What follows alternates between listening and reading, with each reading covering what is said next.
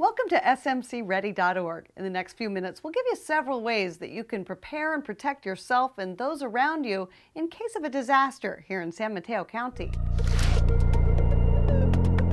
Now we're going to find out what to do outside of our home should a disaster strike, and to help us with that is Matt Lucette, North County Fire Authority. Hi, Matt. Hi, Jennifer. So what do we need to know about disaster hits, and we have all our utilities, things like that? What you need to know, Jennifer, is you need to know where your utilities around your house are located. So when I say that, I mean knowing where your gas is, your water, and your electrical shutoff. Okay, and then once we've found out where those are, how do you, really, I wouldn't have the first idea of how to turn off my gas. Well, there's really certain times when you should and shouldn't turn off your gas.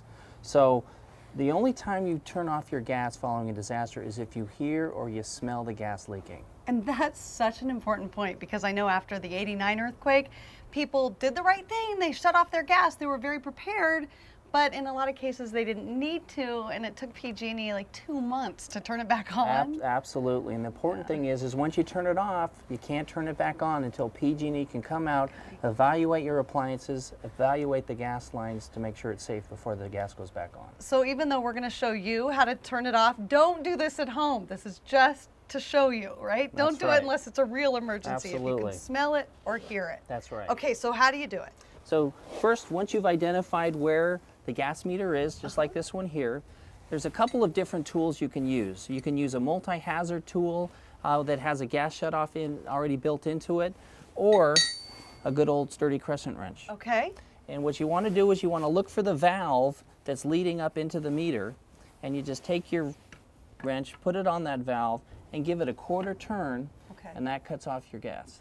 Excellent. All right, so again, don't try this at home, but if it is an emergency, that's how you do it. Simple. Absolutely. All right, what's next? I know we're right near the water. The only time that you really need to turn off your water is if you actually have a water leak inside your house, something like a broken pipe under the sink or something. Okay. And it's quite easy. Once you've located where the pipe is coming from outside into the house, you locate the valve here.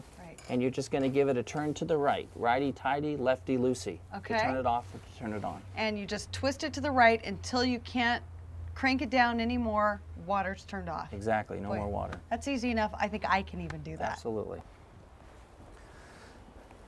So Jennifer, here's our electrical panel, usually in the vicinity of the electrical meter. And what you want to do is you want to know where it is, and inside the panel you've got the different switches associated with the rooms in the house. Right. What you want to do is you just want to flip them to the off position. Okay.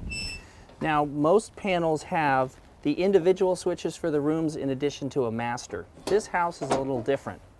It's got a separate master here.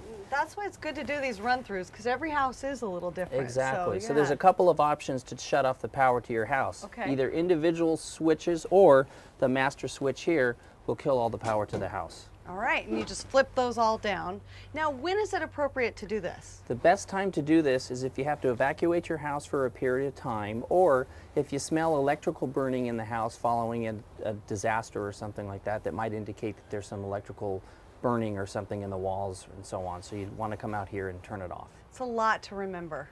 It is a lot to remember, but fortunately communities here in San Mateo County have the Community Emergency Response Team classes that they offer where you can learn all this information about your utilities. Okay, great. Well, Matt Lucette, thank you so much. You're welcome. I've got to go and check out where all my utilities are now. Good. Thank you. Sure.